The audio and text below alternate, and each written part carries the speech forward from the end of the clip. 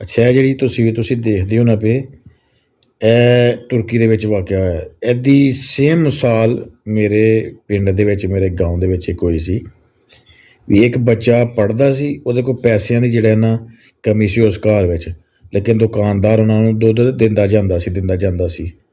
ਪੈਸੇ ਨਹੀਂ ਸਨ ਕਦੀ ਉਸ ਬੰਦੇ ਪੁੱਛੇ। ਠੀਕ ਹੈ, ਉਹ ਬੱਚਾ ਪੜ੍ਹ ਗਿਆ, ਪੜ੍ਹ ਕੇ ਤੇ ਉਹ ਦੁਬਈ ਚਲਾ ਗਿਆ, ਪੜ੍ਹਿਆ ਵੀ ਚੰਗਾ। ਠੀਕ ਹੈ, ਦੁਬਈ ਚਲਾ ਗਿਆ। ਦੁਬਈ ਜਾਣ ਤੋਂ ਬਾਅਦ ਉਹ ਬੜਾ ਮਾਸ਼ਾਅੱਲਾ ਸੈਟਲ ਹੋ ਗਿਆ। ਮੈਂ ਉਸ ਭਾਈ ਦਾ ਆਪਣੇ ਦਾ ਨਾਂ ਨਹੀਂ ਲੈਣਾ, ਲੇਕਿਨ ਇਹ ਗੱਲ ਇੰਜੀ ਹੈ, ਜਿੰਜ ਥੋੜ੍ਹੀ ਬਹੁਤੀ ਅੱਗੇ ਪਿੱਛੇ ਹੋ ਸਕਦੀ ਹੈ, ਬਾਕੀ ਗੱਲ ਇੰਜੀ ਹੈ। ਉਹ ਬੜਾ ਵੱਡਾ ਜਿਹੜਾ ਨਾ ਉੱਥੇ ਜਾ ਕੇ ਮਾਸ਼ਾਅੱਲਾ ਅੱਛੀ ਪੜ੍ਹਾਈ ਕੀਤੀ, ਜਾ ਕੇ ਦੁਬਈ ਜਿਹੜਾ ਨਾ ਅਫਸਰ ਬਣ ਗਿਆ ਮਾਸ਼ਾਅੱਲਾ।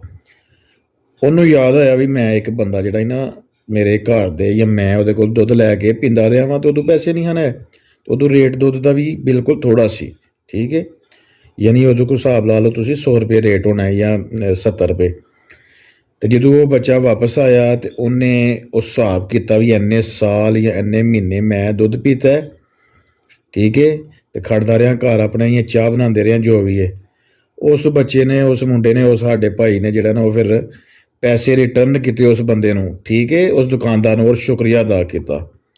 ਸ਼ੁਕਰੀਆ ਅਦਾ ਕਰਨ ਤੋਂ ਬਾਅਦ ਪੈਸੇ ਕਿਹੜੇ ਹਿਸਾਬ ਨਾਲ ਅਦਾ ਕੀਤੇ ਪਤਾ ਹੈ?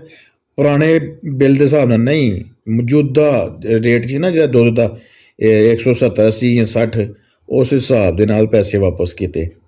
ਇਹ ਤੁਰਕੀ ਦਾ ਵਾਕਿਆ, ਅਤੇ ਇਹ ਜਿਹੜਾ ਮੈਂ ਤੁਹਾਨੂੰ ਸੁਣਾਉਣ ਡਿਆ ਇਹ ਓਰੀਜਨਲ ਔਰ ਸੱਚਾ ਵਾਕਿਆ ਮੈਂ ਆਪਣੇ ਪਾਕਿਸਤਾਨ ਦਾ ਸੁਣਾ ਰਿਹਾ, ਔਰ ਆਪਣੇ ਪਿੰਡ ਦਾ ਸੁਣਾ ਰਿਹਾ, ਜਿਹੜਾ ਬਿਲਕੁਲ ਹਕੀਕਤ ਹੈ। ਅਤੇ ਇਹ ਜਿਹੜਾ ਵਾਕਿਆ ਇਹ ਵੀ ਇੱਕ ਬੜੀ ਵੱਡੀ ਗੱਲ ਹੈ, ਵੀ ਸਾਡੇ ਵਾਸਤੇ ਬੜਾ ਸਬਕ ਹੈ ਵੀ ਬੱਚੇ ਐਸੀ ਚੀਜ਼ਾਂ ਚੁੱਕ ਚੁੱਕ ਕੇ ਖਾਂਦੇ ਰਹੇ ਨੇ, ਅਤੇ ਬਾਅਦ ਜਦੋਂ ਉਹਨਾਂ ਨੂੰ ਸਮਝ ਆਈ, ਉਹਨਾਂ ਕੋਲ ਪੈਸੇ ਆਏ ਨੇ, ਉਹਨਾਂ ਫਿਰ ਵਾਪਸ ਰੱਖਿਆ ਅਤੇ ਨਾਲ ਮਾਫੀ ਮੰਗੀ ਹੈ। ਠੀਕ ਹੈ, ਇਹ ਬੜੀ ਗੱਲ ਹੁੰਦੀ ਹੈ, ਬੜੀ ਗੱਲ ਹੁੰਦੀ ਹੈ। ਅੱਜ ਦੇ ਦੌਰ ਦੇ ਵਿੱਚ ਗਲਤੀ ਦਾ ਅਹਿਸਾਸ ਹੋ ਜਾਣਾ ਬੜੀ ਵੱਡੀ ਗੱਲ ਹੈ। ਲਿਹਾਜ਼ਾ ਇਹ ਚੀਜ਼ਾਂ ਸਿੱਖਣ ਵਾਸਤੇ ਨੇ, ਸਾਨੂੰ ਇਹਦੇ ਤੋਂ ਸਿੱਖਣਾ ਚਾਹੀਦਾ। ਠੀਕ ਹੈ, ਮੈਨੂੰ ਵੀ ਸਿੱਖਣਾ ਚਾਹੀਦਾ, ਤੁਹਾਨੂੰ ਵੀ ਸਿੱਖਣਾ ਚਾਹੀਦਾ। ਅਤੇ ਇਹਨਾਂ ਚੀਜ਼ਾਂ ਤੋਂ ਸਿੱਖੋ, ਅਤੇ ਇਹਨਾਂ 'ਤੇ ਥੋੜ੍ਹਾ ਥੋੜ੍ਹਾ ਅਮਲ ਕਰੀਏ ਨਾ, ਅਤੇ ਬਿਹਤਰ ਆਪਣੀ ਜ਼ਿੰਦਗੀ ਨੂੰ ਕਰ ਸਕਦੇ ਹਾਂ, ਮੁਆਸ਼ਰਾ ਵੀ ਸਾਡਾ ਬਿਹਤਰ ਹੋ ਸਕਦਾ ਹੈ।